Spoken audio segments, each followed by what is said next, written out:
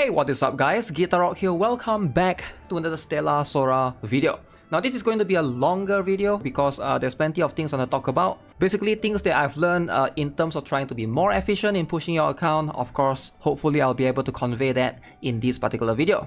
Now first things first, you can see these are going to be my cast of characters. Obviously I built a lot of them up to at least level 40 and I'll explain that why later.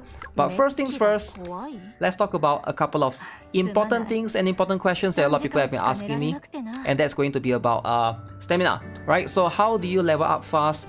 Generally, something that I see a lot of people not doing or a lot of players not doing is going to be your friends. Alright, so your friends list, if you guys are not aware, right here, you are going to be able to obtain 30 stamina every single day. So make sure you guys have all the friends you need. You can just add random strangers as far as I know. So that's going to be very important. If you guys haven't already, go to my Discord to add more friends, right? So 30 stamina, that's going to be quite crucial for you to be able to use them to be able to sweep more stages. Obviously it makes a lot of sense, right? So the more stamina you have, the more you're going to be able to earn throughout. If your level is low, there's a chance that it's because of that, right? Obviously I also got the battle pass as you can see. So the battle pass is going to give a little bit of extra sodas. If you guys are looking for more resources, then the battle pass is going to have that. Now one more thing, very cool, neat little thing that some of you guys might not be aware of is going to be running. Alright, so a small little thing, small little neat feature that you guys might not be aware of. So if you try to move your characters around, alright, so on PC obviously if you hold the dodge button, you can actually run with all your characters. So this is going to be a neat little feature that you guys might want to take advantage of, depending on whether you want to rush your monolith runs or whatever. So all you need to do is just hold the dodge button, which Chitose is quite cool because you can see there's bubbles.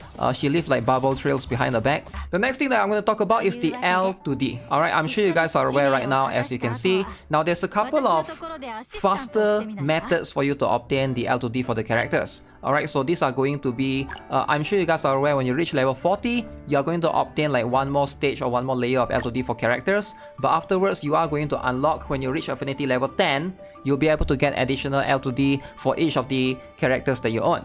Now, of course, a lot of these are going to be dependent on how it is. As you can see, I've obtained Chisa's one, and of course Chitose's one, and of course Kane's one, right? Ideally, gifting gifts is going to make the process a lot more easier, but there's much more deliberate method to doing that, right? You can go to the Affinity section right here, and you can go to the tracker's story, which I believe my face cam is blocking, and these are going to be how you unlock it, right? So there's going to be multiple acts to this, Act 1, Act 2, and Act 3. So all you need to do is get the character to Affinity level 10. As far as I know, all of them will be the same one. So once they reach Affinity level 10, then you will be able to unlock all of these. You can basically increase Affinity by doing multiple different tasks right here. This is going to be a little bit more challenging, but the easier method is just to go to the heart link right here and give them gifts, alright, via the mail. Some gifts that do have the smiley face, the orange one, that means that they like the particular gift. And the strategy here is to take advantage of the invite. Alright, so if you guys are not aware, you can invite your character every single day. As you can see, you can do 5 invitations. Now you will only be able to invite your character once they have reached level 6 Affinity. For example, I cannot invite Teresa because she's not level 6 Affinity yet. Now when you invite a character, you will be able to unlock a chance to give them a gift that is going to give you double the Affinity. So that's what you want to take advantage of, right? Instead of wasting your Affinity by just spamming gifts on the regular basis, you want to take advantage of this particular one. So as you can see, at the end of the Affinity, right, you are going to be able to give gifts, and during this period, the gifts will be ×2 of the regular Affinity compared to regular time when you give them. So you want to take advantage of this. I see a lot of people just spamming gifts to a character. That you can do that, right? I don't think it's that big of a deal, but at the end of the day, if you're trying to maximize to increase Affinity for more characters, ideally waiting, saving for some of the gifts that is good for them during the invitation session is going to be much more beneficial for you in the long run. Now obviously there's 2 criteria for you to want to increase your Affinity, right? So number 1 is going to be for stats reasons. If you're trying to get that up, alright, for each character there are going to be stats that's going to be relevant. One more is just for you to unlock the L to D, if that's going to be what you are into, right? Depending on which one you want, if you're playing for meta or if you're playing just for the L to D specifically. Now you can see each of the bonus stuffs right here in this particular section. You can see attack 4%, and then you get more 4% at level 15, and then it goes up even more, and you can see it goes up to like level 42, which is kind of insane, right? If you think about it, probably you're gonna get like quite a number of stats by then.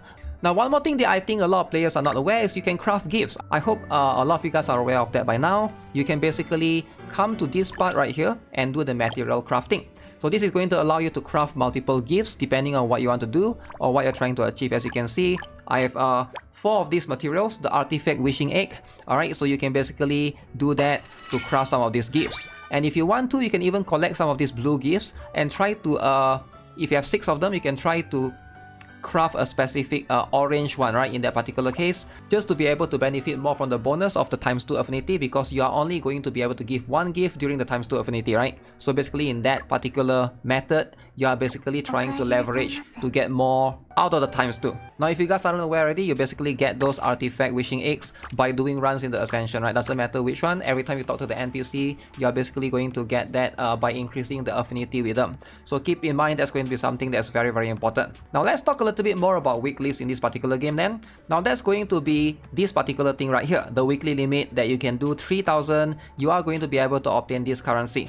Now, first up, what is this currency for? If you guys haven't visited this particular place right here, the purchase, you are going to be able to buy some of these cool little discs right here. So this is going to be very, very cool. As you can see, a lot of these discs are just 4 stars, but again, all of them can be purchased depending on the element that you're trying to obtain.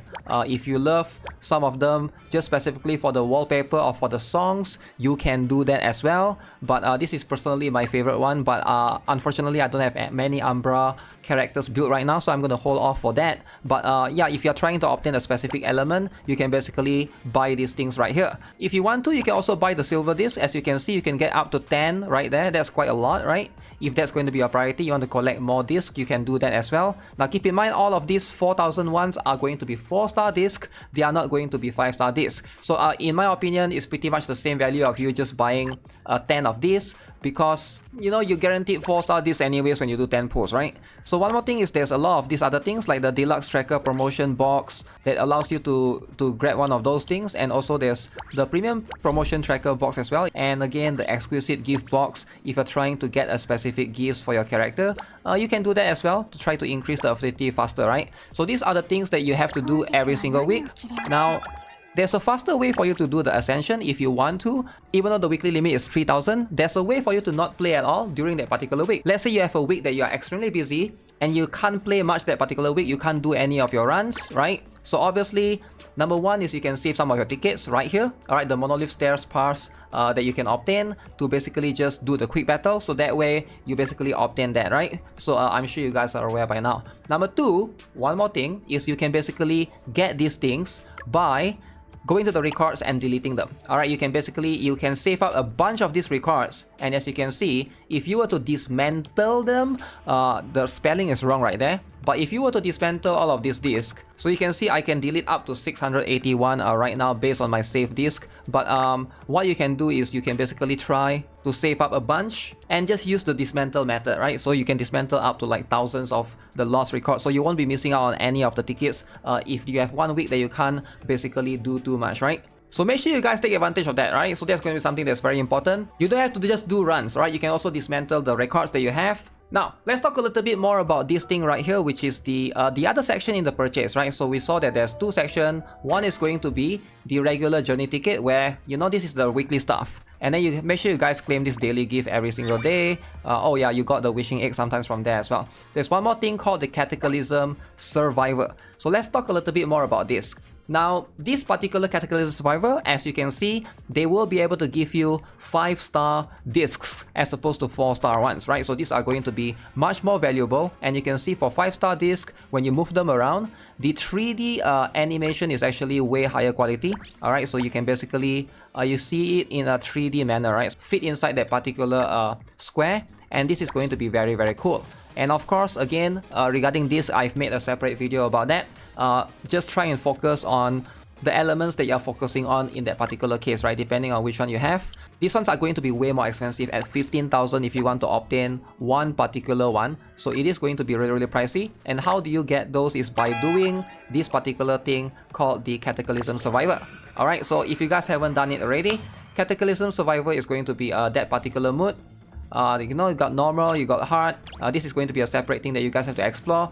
There's also the talent circuit that you can basically build up to increase your perks throughout. If you want to, you can reset that. But this thing, pretty fun, I would say. Alright, and you can see you're gonna need at least 2 teams, right? So one for zone 1, one for zone 2. I'm not sure once you reach Catastrophe will you need more than 2 teams, will you need 3 teams, but that's pretty much going to be crucial. You can also see there are going to be some places where they basically give you see the thumbs up for the specific element, so they recommend these 2 elements in that particular area. So yes, you are going to need multiple teams for this one as well. This one is like, you can see Terra and Ignis team basically gets the thumbs up, means the advantage, right? I'm not sure what the resists are going to be for those. Now, 2 important thing right here is number 1 is when you use a separate squad, you cannot use the same trackers to share between the teams, right? That's going to be something very important. And right here, there's one more thing that they mentioned.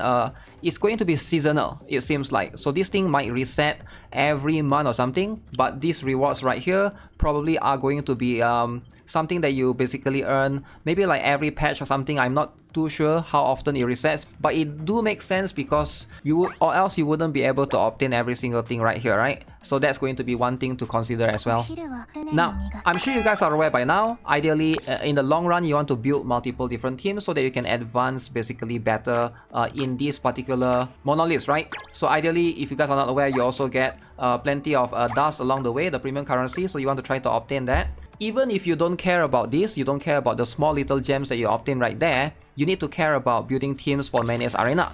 Because if you guys are not aware already, Menace Arena right here, as you can see, these are going to be open every single day has a different arena that it opens. And of course, you can see right now specifically, right? You are going to only be able to enter certain specific one at a certain day. For example, I cannot do this yet because this is going to be open yesterday. It's not available for me today.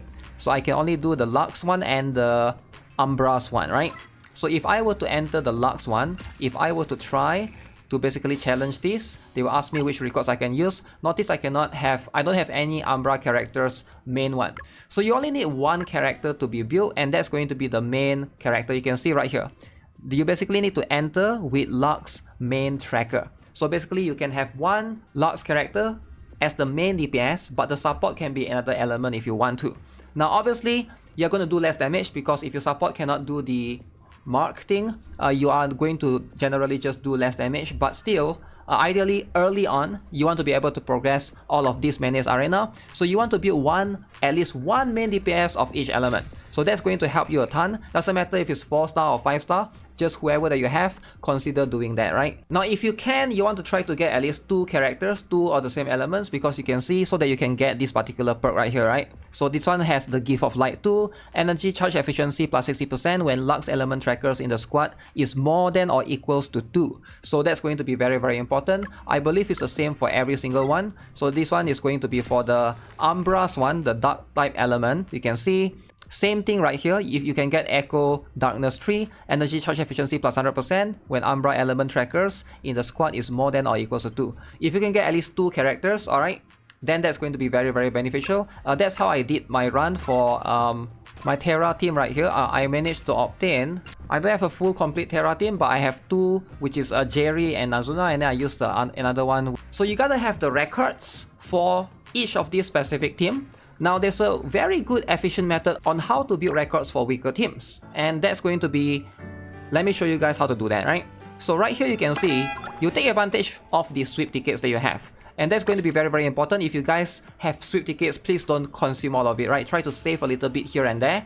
So especially for a lot of these monoliths right here, this is where you are building the records, right? Each of these stage, as you can see, the currents and shadows, dust and flame, storm and thunder, each of these will have 2 elements, right? You actually only need to be strong in one of them. Alright, so for example, let's say in Dust and Flames, if you have a strong Aqua team, you got Chitose and stuff, and then once you have beaten the stage before, you can do quick battle and try to go in with the Ventus team character. Alright, so let's say your Ventus team is weaker. Alright, and then you just go in with stuff like this. This is what I did previously.